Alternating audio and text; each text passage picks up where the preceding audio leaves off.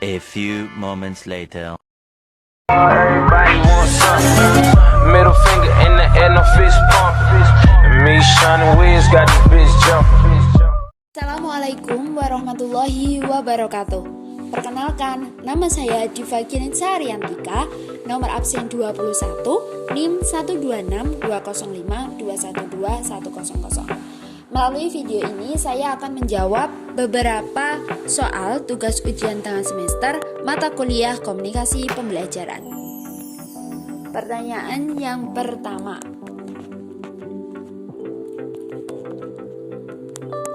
Apa yang kamu ketahui tentang komunikasi, jenis-jenisnya, dan aspek apa yang seharusnya ada dalam komunikasi yang baik? Menurut saya, komunikasi itu adalah proses pengiriman, penerimaan, dan pengolahan informasi antara dua atau lebih pihak. Jadi, kalau tidak ada beberapa pihak atau hanya satu orang saja, itu tidak terjadi komunikasi. Jadi dalam komunikasi itu harus ada dua atau lebih pihak. Untuk jenis-jenis dari komunikasi yang sering digunakan ini ada komunikasi tatap muka, komunikasi tidak langsung, dan komunikasi interpersonal. Untuk komunikasi tatap muka yaitu komunikasi yang dilakukan secara langsung. Jadi kita menghadap kepada komunikan, antara komunikan dengan komunikator itu saling berhadapan-hadapan secara langsung, yaitu merupakan contoh dari komunikasi tatap muka. Yang kedua ada komunikasi tidak langsung. Jadi kalau tadi itu ada secara langsung atau secara tatap muka, yang kedua ini adalah komunikasi tidak langsung. Jadi antara komunikator dengan komunikan itu tidak dalam satu tempat atau satu lingkungan. Jadi dengan contoh dengan melalui beberapa media. Yang pertama itu kita bisa menggunakan surat, bisa menggunakan email, atau bisa menggunakan telepon. Contohnya ketika kita mengobrol melalui aplikasi WhatsApp. Hal itu merupakan salah satu contoh dari komunikasi tidak langsung. Yang ketiga ada komunikasi interpersonal. Komunikasi interpersonal ini yaitu komunikasi yang dilakukan antara individu. Contohnya seperti komunikasi dalam keluarga, komunikasi dalam pasangan, atau komunikasi dalam teman. Contohnya ketika kita sedang bercurhat kepada teman kita merupakan contoh komunikasi interpersonal. Terus aspek yang harus diperhatikan untuk membangun komunikasi yang baik itu yang pertama ada mendengarkan lawan bicara kita. Jadi dengan mendengarkan lawan bicara kita itu akan membangun komunikasi yang baik sehingga kita dapat memahami apa yang dibicarakan oleh komunikan tersebut. Yang pertama yaitu ada mendengarkan lawan bicara. Dengan kita mendengarkan lawan bicara, kita itu bisa menerima informasi secara baik. Yang kedua adalah mengajukan pertanyaan sebagai bentuk respon kita terhadap informasi yang diberikan oleh komunikator. Yang ketiga ada memberikan informasi dengan jelas dan tidak bertele-tele, menggunakan bahasa yang mudah dipahami sehingga komunikasi tersebut bisa terbangun dengan baik. Yang terakhir yaitu memiliki keterampilan empati, asertif, dan respect. Empati ini yaitu keterampilan mendengarkan, yaitu memahami teman. Asertif itu keterampilan berbicara dengan jelas dan mengutarakan dengan jelas. Dan yang terakhir itu ada respect, yaitu memperlakukan orang lain dengan sikap yang baik, peduli, dan tidak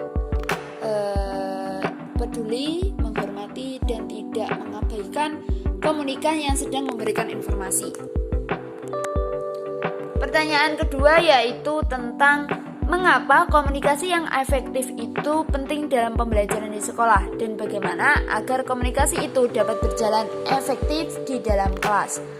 Komunikasi yang efektif itu penting di dalam kelas. Contohnya dapat mempercepatkan penyelesaian konflik.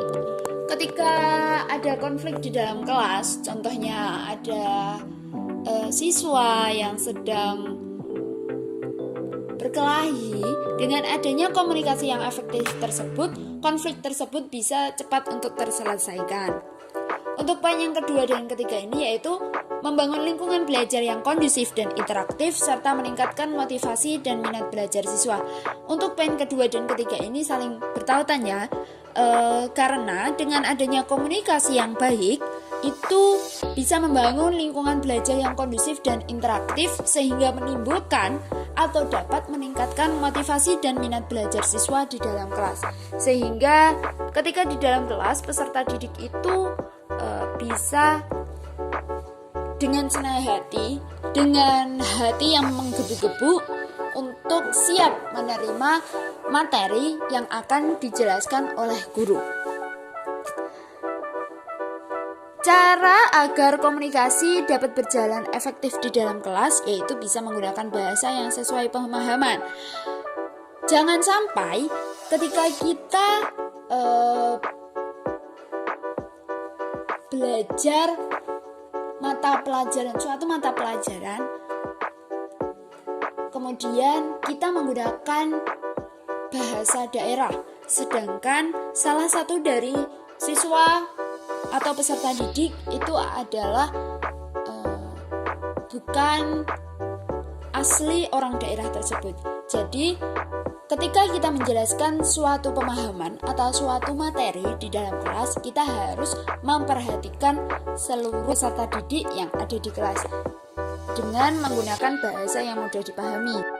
Jadi ketika kita memberikan informasi itu tidak hanya memberikannya satu kali, tetapi kita bisa mengulangnya untuk beberapa kali agar informasi tersebut bisa jelas dan mudah untuk dipahami. Dan yang terakhir, menggunakan media komunikasi. Menggunakan media komunikasi ini bisa untuk menambah atau meningkatkan minat belajar siswa.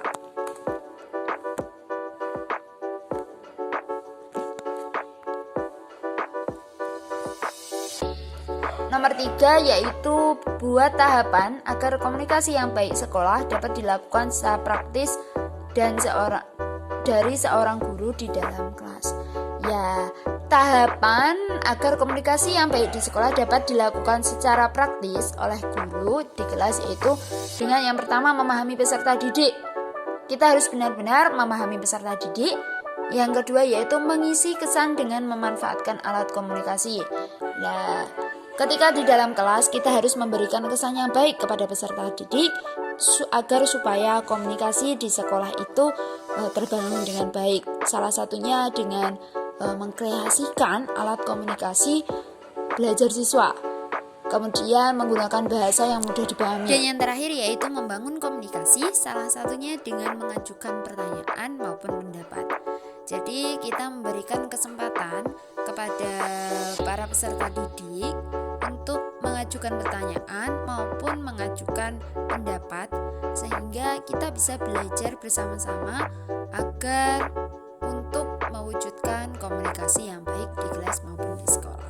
Pertanyaan nomor 4 yaitu mengapa komunikasi bisa gagal? Komunikasi ini bisa gagal karena adanya hambatan dalam proses komunikasi sehingga informasi yang diterima itu menimbulkan kekurangan informasi atau bahkan informasi yang diterima itu tidak bisa diterima dengan baik sehingga menimbulkan kesalahpahaman. Dan bagaimana sih cara mengatasi kegagalan dalam komunikasi? Dan menurut saya cara mengatasinya yaitu dengan memperbaiki komunikasi. Memperbaiki bagaimana cara kita berkomunikasi. Yang pertama itu dapat mengulangi informasi menggunakan bahasa yang mudah dipahami. Jadi kita benar-benar memberikan informasi secara jelas menggunakan bahasa yang mudah dipahami, diulangi jika informasi tersebut masih kurang tepat. Seperti itu. Terima kasih, itu tadi beberapa penjelasan saya atau beberapa jawaban saya untuk menjawab pertanyaan tugas tengah semester